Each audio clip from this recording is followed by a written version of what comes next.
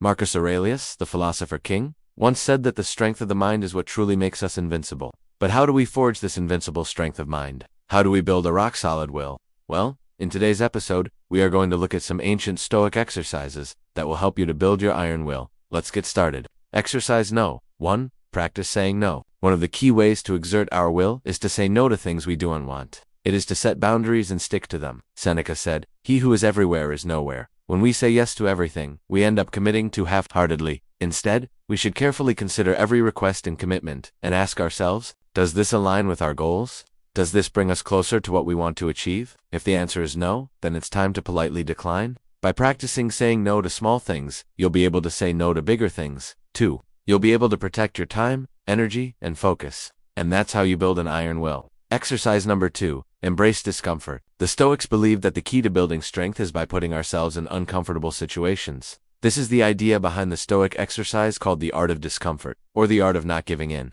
It's the idea that we should intentionally put ourselves in situations where we have to endure physical and mental discomfort so that we can become stronger. Marcus Aurelius wrote in his journal, "When you rise in the morning, think of what a wonderful piece of good fortune it is to be alive, to breathe, to have a body of flesh and bone, and to feel the warmth of the sun on your skin." He also said, "When you complain, you are turning a little screw in your own life that turns in the direction of misery." So instead of complaining, we should embrace the discomfort and use it to our advantage. By doing so, we'll be able to build our resilience and strengthen our will.